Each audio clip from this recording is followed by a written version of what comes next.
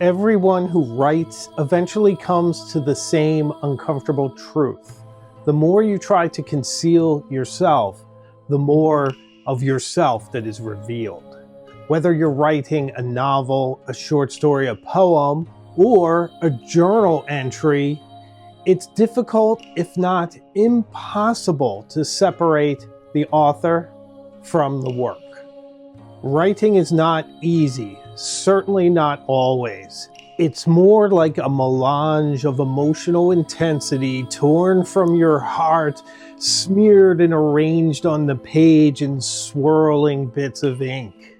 Writing is all about work, and even when it's not flowing, sitting in the chair, putting your pen to paper, and getting the job done. Even when you have fear that your next word may betray you. And I believe no modern author understands this concept better than Stephen King. So join me today, won't you, as I reveal the writing secrets of Stephen King that we can adapt for our journaling.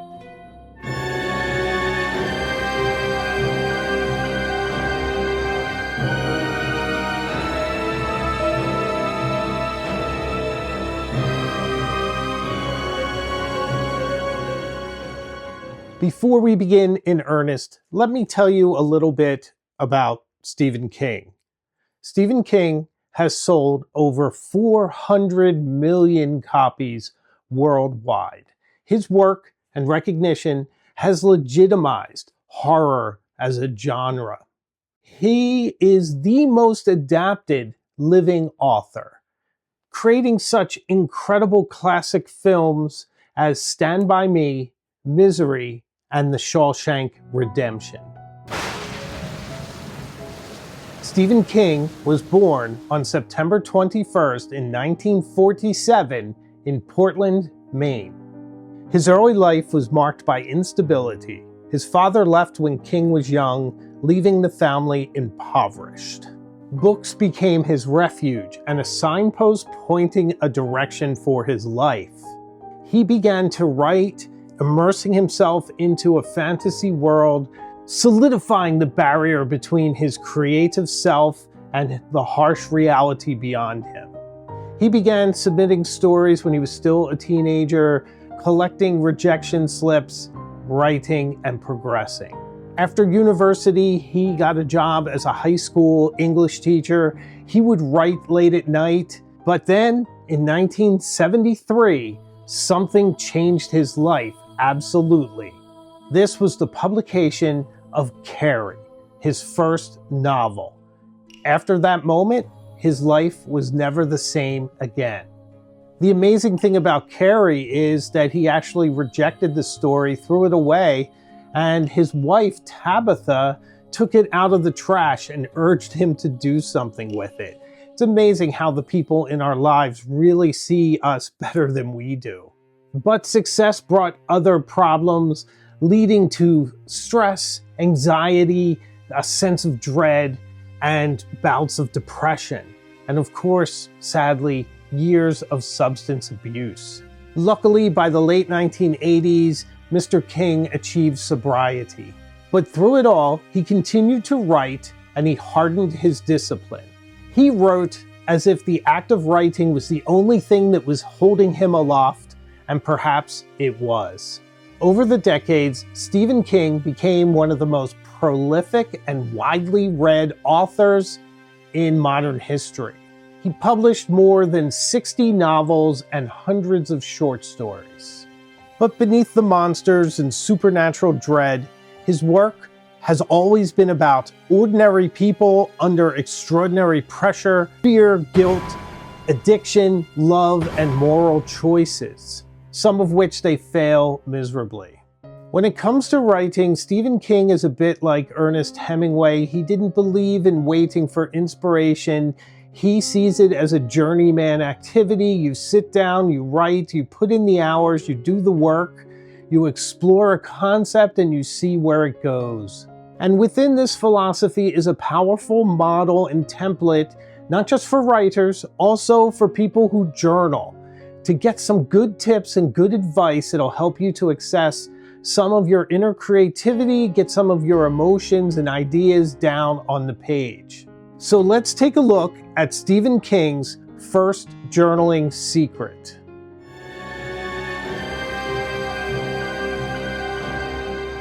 Amateurs sit and wait for inspiration. The rest of us just get up and go to work. Stephen King on Writing, a memoir of the craft, published in 2000. Stephen King believes that consistency is everything, not magic, not inspiration, but the consistent act and dedication of the writing craft. It's just a simple act of writing at a prescribed time each day. So you can bring this into your journaling very easily by just setting aside some time for yourself, which is so important. It doesn't have to be hours. 15 minutes of journaling a day will have a huge impact on you and your state of mind, that sense of satisfaction, that communing with your internal life, your emotions, your fears, your dread, your anxieties, just sort of give you a way to diffuse all of this just by having that quiet time set aside for yourself. And I know it's very difficult. You may have to do it by getting up a little earlier or staying up a little later at night, or otherwise shoehorning it into the cracks of your life. But this is important, and this is how Stephen King became a published author. When he was striving, he was writing during lunch breaks, he was writing grading papers before he went to bed, in the cracks of his life. This is where a lot of productivity and creativity can happen in your life. It's basically how I produce this channel, to be honest. So I would urge you to find some time for yourself. It's very important. It's about self-growth. It's as important as tending to your health, to sit down and journal for approximately 15 minutes to a half hour each day.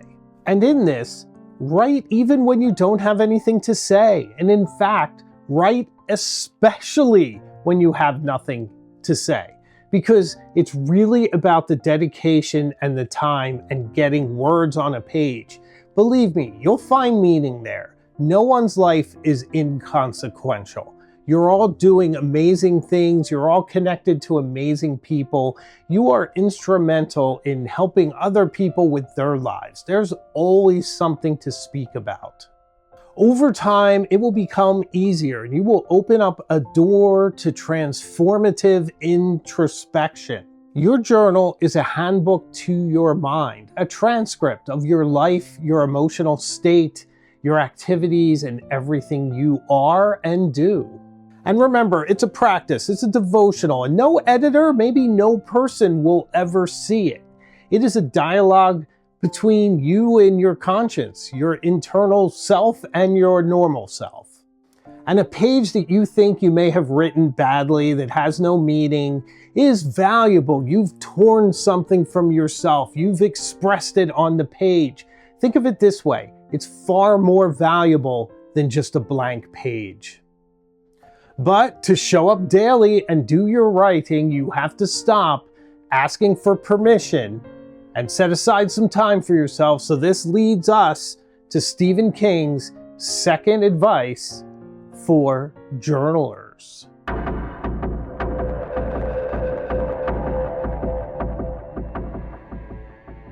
Write with the door closed, rewrite with the door open.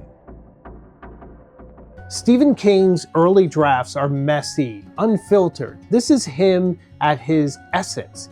He's trying to get the bones of a story out, to get to a truth, an idea. This is a messy process. It doesn't come out fully formed. It comes out in fits and starts in what may seem like disconnected bits. However, clarity will come later with revision, constant revision, layering, connecting, weaving stories and characters together. The depth is overlaid. The truth is expanded and exposed. And what can we take from this as people who journal? Journaling should be a closed-door activity.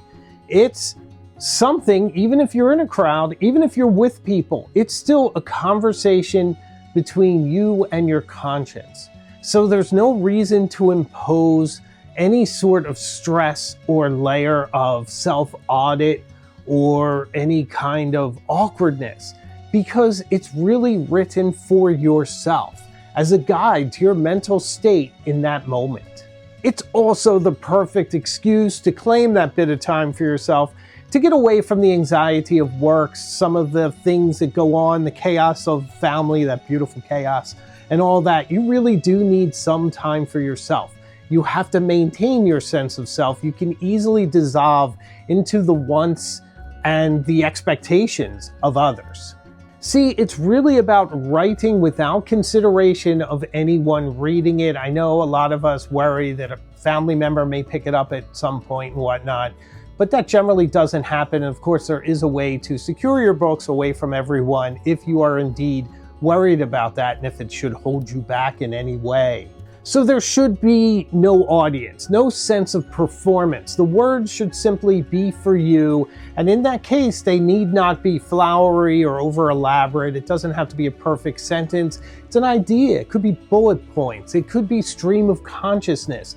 It really doesn't matter. It's all in how you wish to communicate with your own internal dialogue.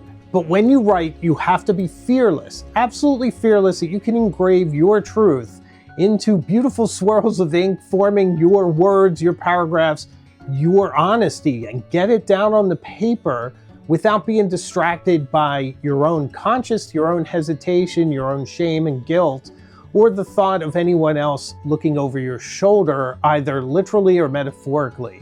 So if you're looking for a journal prompt at this point, write the sentence you never would utter aloud and start from there. That is a true thought. That tears at the essence of you. What is it that you're holding back? What is your sort of secret, perhaps guilt-tinged truth that you could get down on the paper? Start with that. Explore it, go from there, and you will reveal something amazing and interesting about yourself. Maybe even something you didn't know about yourself.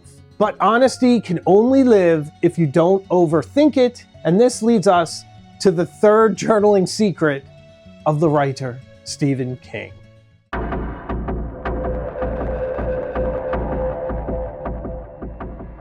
The most important things are the hardest things to say. In this statement, Stephen King warns about refining too early. You need to suspend some of your inner critic to get the honest, interesting words out quickly. Editing too soon will suffocate the truth. So how can we adapt this to journaling? How can this help us to journal better? Easy. First, by remembering one simple thing. Forget editing. Getting down an unfiltered emotion in all of its pure, torn open, nerve endings exposed form is more important and rewarding. Getting an honest thought down or an accurate idea before it dissipates in the bright light of scrutiny is perhaps the most important thing. So write fast, write plainly, and write through your mistakes. Write your way through it. It's my mantra.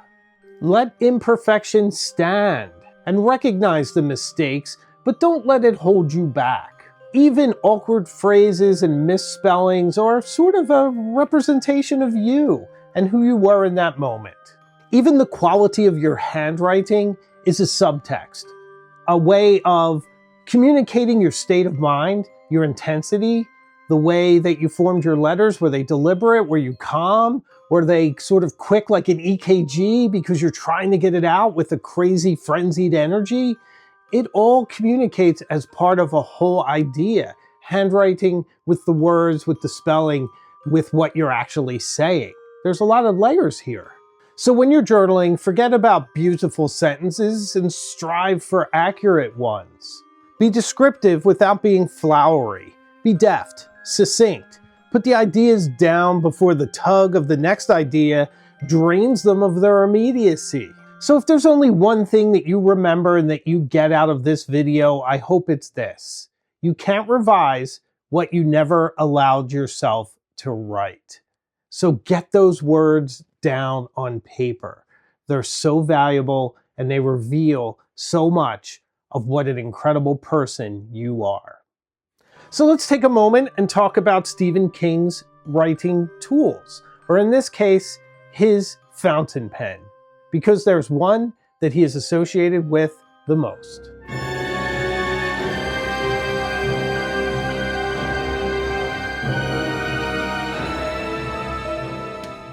So it's amazing, but Stephen King often writes his first draft longhand. I wonder what his handwriting looks like. I wonder how often he fills his pen. I wonder how much ink he goes through. Among all the fountain pens out there, the one he's associated with is the Waterman Hemisphere.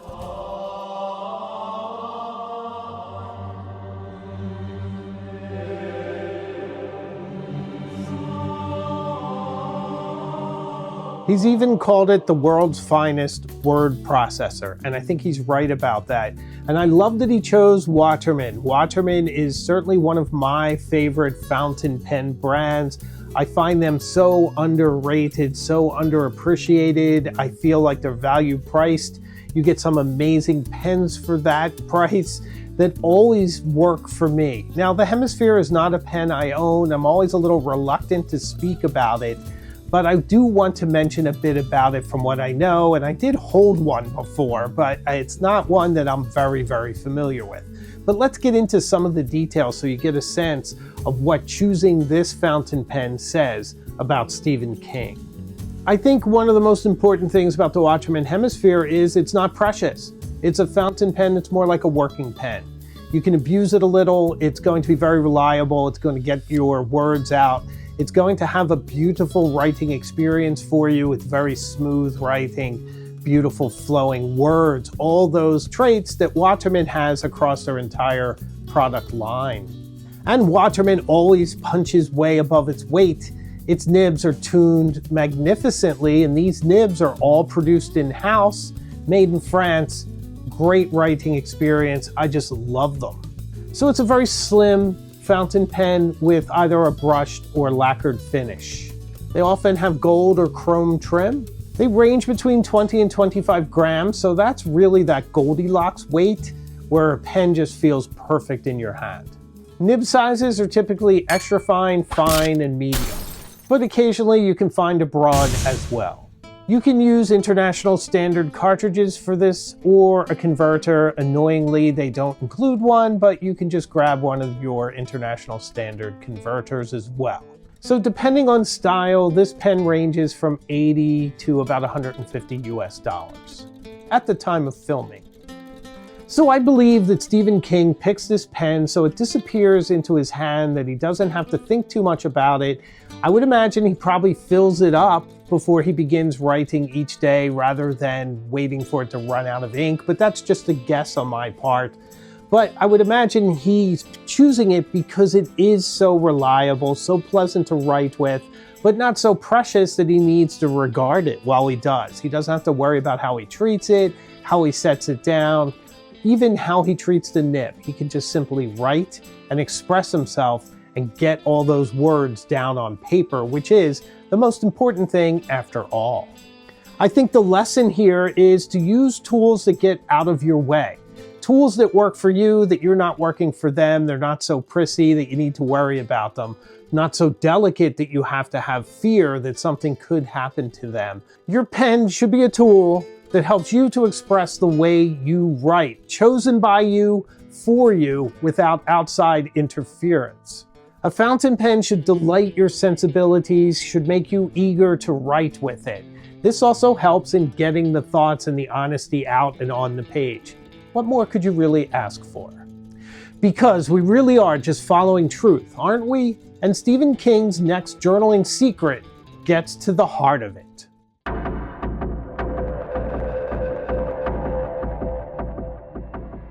I believe stories are found things, like fossils in the ground. Stephen King has a very unique writing style. He doesn't craft out a plot before he begins. He doesn't outline heavily. He doesn't create plot points that he then has to force characters into to behave certain ways to hit pivot marks. It's an entirely different approach. He excavates a story, if you will. He creates characters, he puts them in conflict, and then he asks himself, What would these people realistically do in that circumstance based on who they are? So he allows the characters to lead the way in the story. And this leads to deeper human truths because these characters are not automatons that are simply there to mouth dialogue and to reach plot points, but they're sort of real people acting under duress, acting with motivations, making choices within the frame of their moral compass, no matter how crazy or maniacal it could be. And that leads to a certain sense of realism that you often don't get in fiction and in horror or other genres. So you get the depth of humanity, you get the worst of humanity, and some really depraved things in there. I don't agree with everything in these books, but you can't argue that they're not interesting, that they're not compelling to read. Well, that's wonderful, but how do we adapt this to our journaling practice? Well, quite easily, in fact. So for journaling, this is quite easy. You have to treat yourself as a character. You have to accept yourself as you are, allow yourself to make choices without criticisms of yourself. You have to accept yourself as you are, to realize that you made the best choices you can within a certain framework, under a certain state of mind.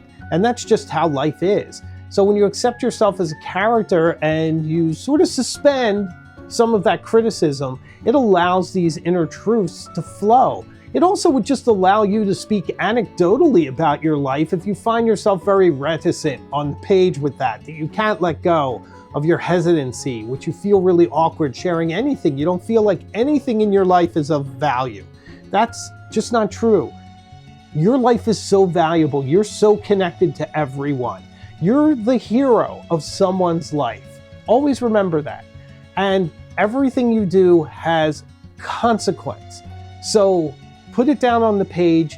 Enjoy the process of discovering yourself, especially if you're meeting your internal dialogue, if you're sort of meeting yourself for the first time. So when you observe yourself and you're free of harsh criticism, it really leads to some self-acceptance. Also, within the framework of your own personal story, start digging and see what comes up. I guess that's psychotherapy when you think about it.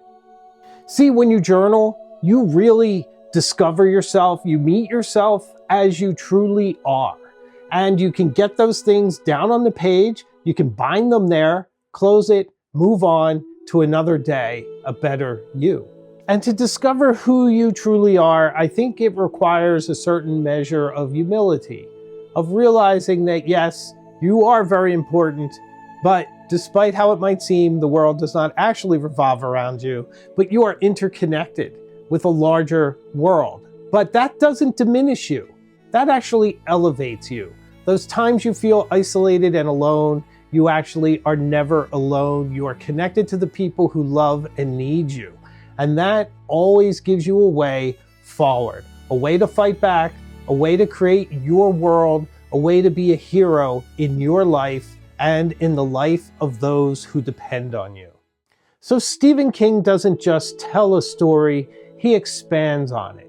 And this is why his approach to writing adapts to journaling so well. You can't plan honesty. You have to write what's already there.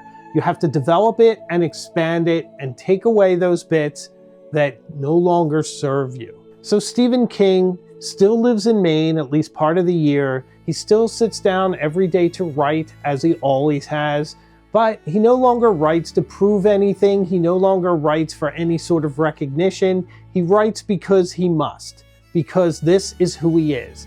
And I think many of us can relate to that. And he's less concerned with the scary monsters in the dark that are hiding under our bed, and instead with what happens when the lights are back on and we all have to face the choices and the consequences of who we are and what we've done. Stephen King writes because this is how he maintains his conversation with the world and with himself. And perhaps this is the most enduring lesson of all. So, what do you think of the writing of Stephen King? What do you think of these journaling points? Does this help you in your own journaling practice? I certainly hope so. And if you enjoyed this video, please like, comment, and share it to someone who you think may enjoy it as well. And please subscribe. I'd love to have you with me on this channel. This is the sort of thing I post all the time. And if you want to help the channel even more, there's membership available. There's a join button down there. And if you join at Illuminati or Cognoscenti levels, you can join our pen pal group, which is a lot of fun as well. I make new videos all the time and I have a live show as well. So I can promise you, we will see each other again very, very soon, further up the road, perhaps in Castle Rock.